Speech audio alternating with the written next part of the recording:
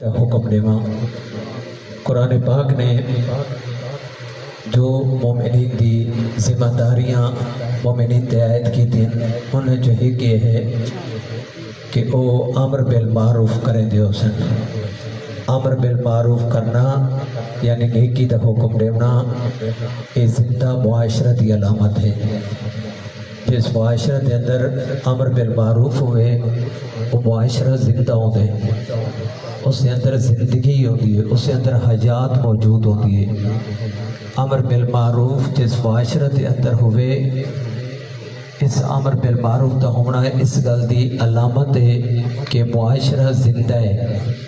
نیکی دی گل سن دیں، نیکی دی گل سمجھ دیں. قرآن پاک نے بعض مقامات ہوتے امر بالمعروف کرن والے کو بہترین امت قرار دیتے اور فرمائے کنتم خیر امت اخرجت للناس تأمرون بالمعروف وتنہون عن المنکر. تھوڑے جو بہترین لوگوں ہیں جو نکلیں کنتم خیر امت بہترین امت تھوڑے جو کون ہے اخرجت جو نکلے کس واسطے لوگوں دے واسطے نکلے تأمرون بالمعروف تاکہ بھائی کے لوگوں کو نیکی دا حکم دے معروف دا حکم دے وتنہون عن المنکر اور برائی تو روکے. امر بالمعروف کرن والوں کو اللہ تعالیٰ نے قرآن پاک دے اندر بہترین امت قرار دیتے. بہترین لوگوں دے اندر اے لوگ شمار ہیں جو امر بالمعروف کریں دیں، کیونکہ امر بالمعروف کے ذریعے ہی معاشرہ تشکیل پاندے. امر بالمعروف کے ذریعے ہی لوگوں کے اندر حق و باطل کی پہچان ہوتی ہے. امر بالمعروف کے ذریعے ہی لوگ خدا شناس بنتے ہیں. امر بالمعروف کے ذریعے ہی لوگوں کے اندر حق و باطل کی پہچان ہوتی ہے.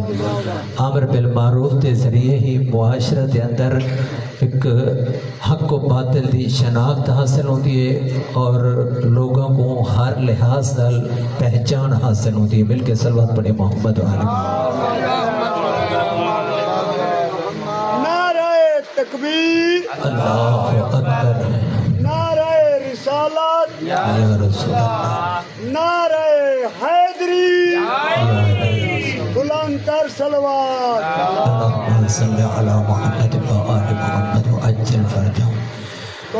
اور جس معاشرہ کے اندر امر بالمعروف ہوندے لوگ امر بالمعروف سنتے وہ معاشرہ ہدایت یافتہ ہوندے. اسے معاشرہ کے اندر سوجھ بوجھ ہوندی ہے. ورنہ جس معاشرہ کے اندر امر بالمعروف نہ ہوئے لیکن اس معاشرہ کے اندر کوئی حق و باطل کے درمیان پہچان نہیں ہوتی. لوگ